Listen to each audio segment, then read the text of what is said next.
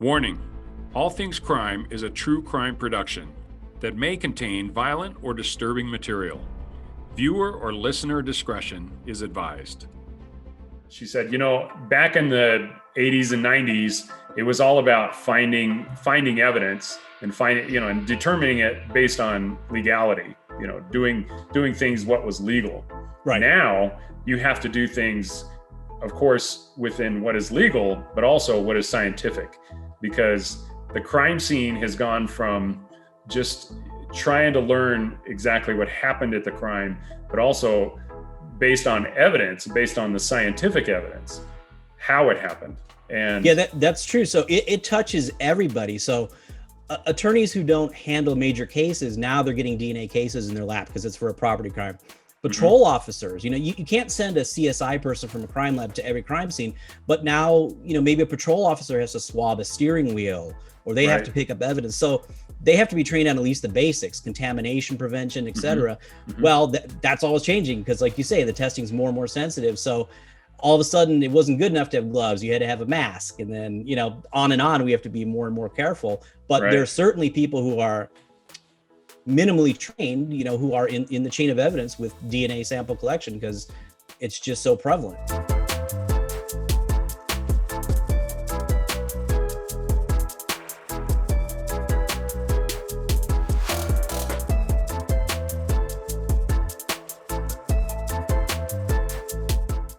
Mehul, hey, thanks for coming on, man.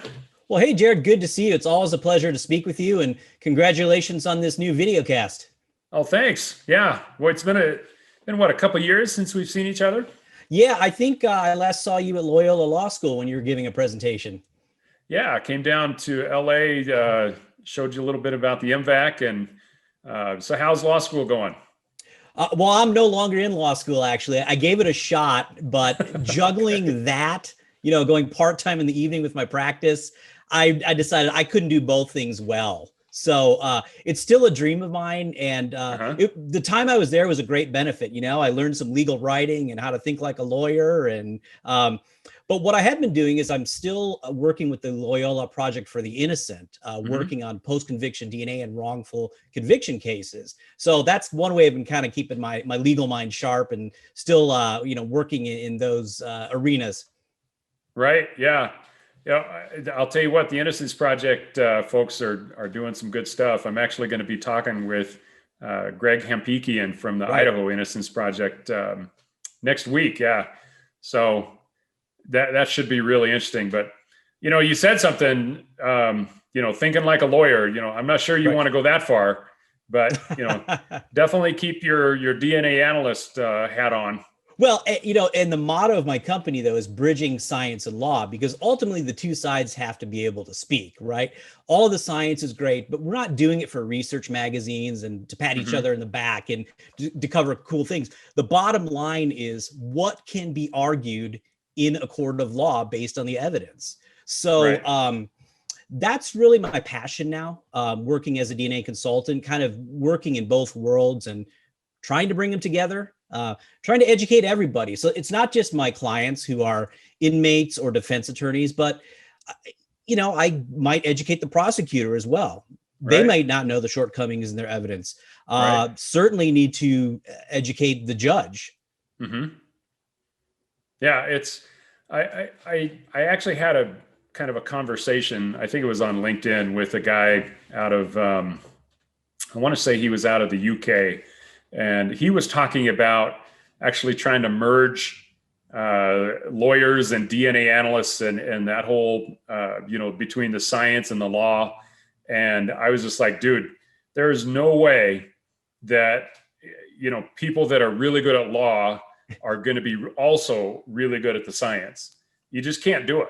I mean, there's that's true. I mean, the old joke is, hey, you went to law school because you didn't want to study biology and physical chemistry and all of that kind of stuff. So, I mean, to your point, I thought maybe the ultimate way I could contribute is an attorney with a DNA background, and that still may happen. But I got to tell you, there are times I'm sitting with either inmates or defendants, inmates or defense attorneys who have a very serious case. Maybe it's a death penalty, and they kind of don't know the first thing about DNA. And I'm like, well, maybe that's the most important role for me, is to stay as that DNA consultant and help these attorneys along.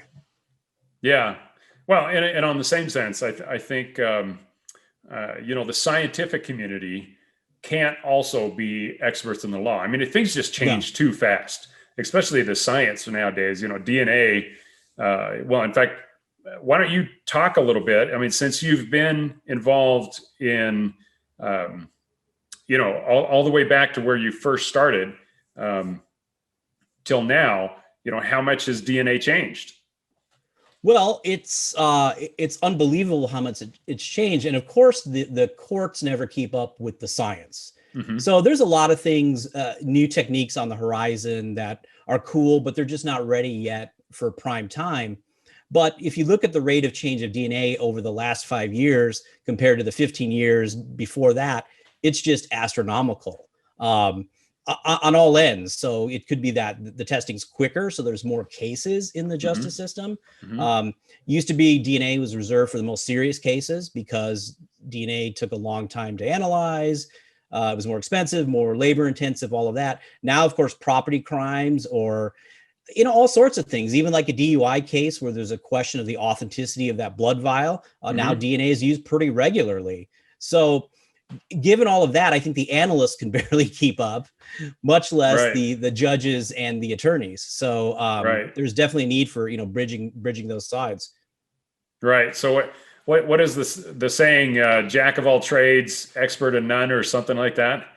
Right. Yeah. Yeah. I just think if people try to do it all, then they'll just end up sucking at everything, and Yeah. that'd really be a Well, shame. So yeah, or thinking it, like maybe an attorney had a DNA case 4 or 5 years ago, and maybe he or she was the office's expert, but okay, well, this case has probabilistic genotyping.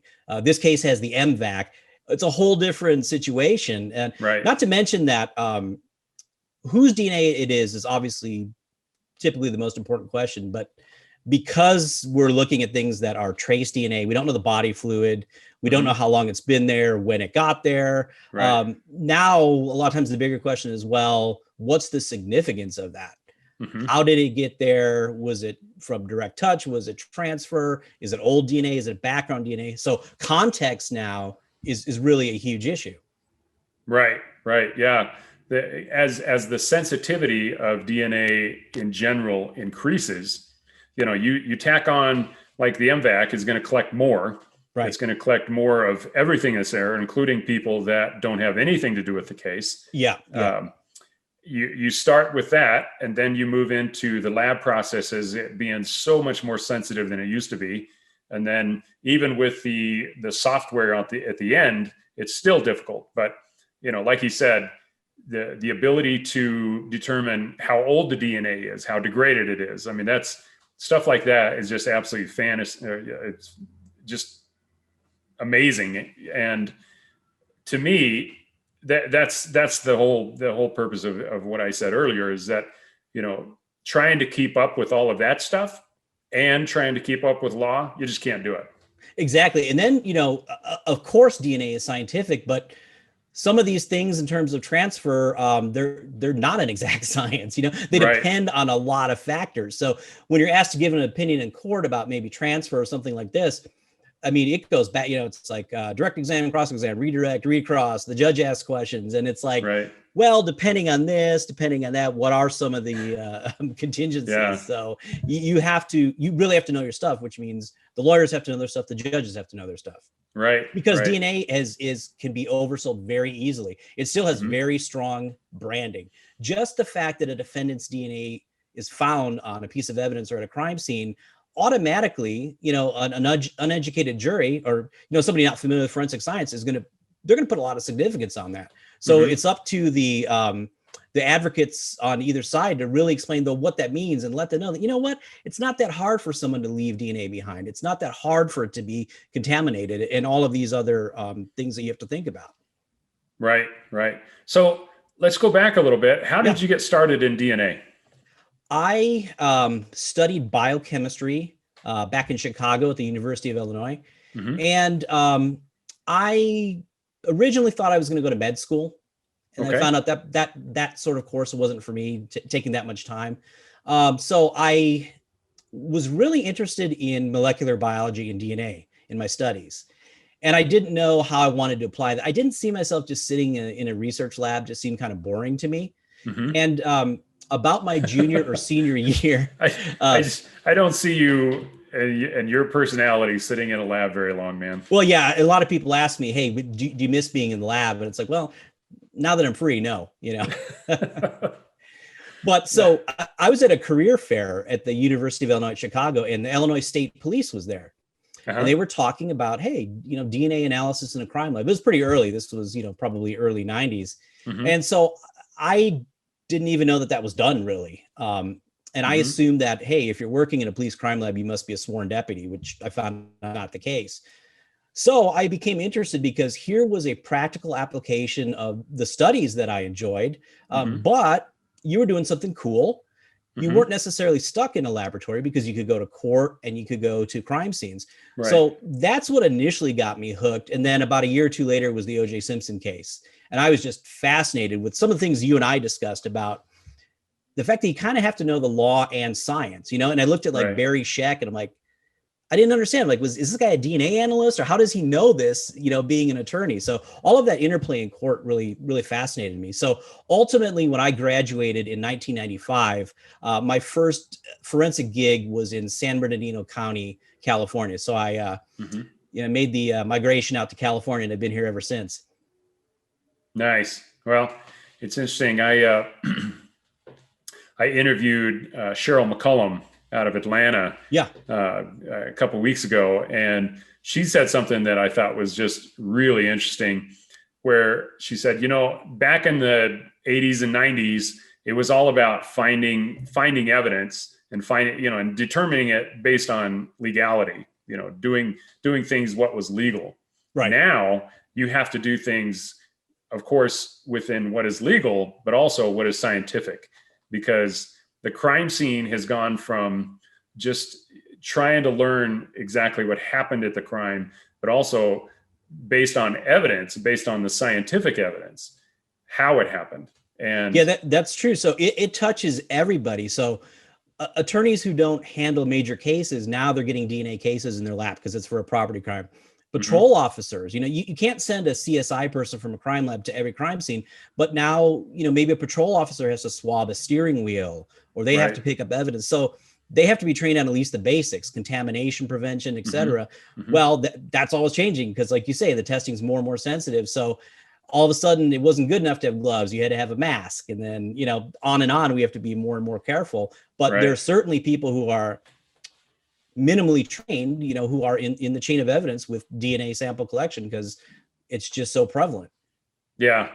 I don't think most people understand how much DNA you're actually breathing out with each breath, or every time you touch a substance, how much DNA you're actually depositing in there. And it may not show up on one of these tests, but then again, it might.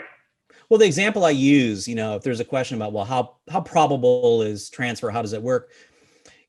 When I review the work of DNA crime labs, I get all the dirty laundry as well, contamination records and all of that. And I think most people would be surprised how often an analyst contaminates evidence with their own DNA. Now, that's despite them wearing a mask, wearing gloves, following all the protocols. Are there some bad analysts? Sure. But I don't think it's so much that. I think it's a testament to how easy it is to contaminate your DNA because you don't need that much of it to show up in a test, particularly if you're using sensitive sampling like the M-Vac. Yeah. And, you compound that with some people aren't trained, but even if they are, mistakes happen. You might actually, if it's hot, especially, some of the places down south, you can just be sweating profusely and just accidentally contaminate something. But yeah, I mean, in the laboratory, you've got nice pristine conditions and you're probably climate controlled and all that, but you can't control the weather when you're swabbing evidence that, you can't bring everything back to the crime lab. And I have that too, because I go to police departments, evidence lockups and swab things. And it's not always the optimal, circumstances. So I'm changing my gloves like a, crazy person 25 times and, just trying not to sweat on it. But of course, now, we're at the point where anybody who may have touched the evidence, be it a crime scene investigator, police officer, CSI, typically the crime lab has their DNA profile on file so they can cross-check and make sure it isn't accidental contamination. Right. Yeah, it's crazy how many times I've had a buccal swab taken from me. I'm not sure how many crime labs around the world have my DNA profile, but Right.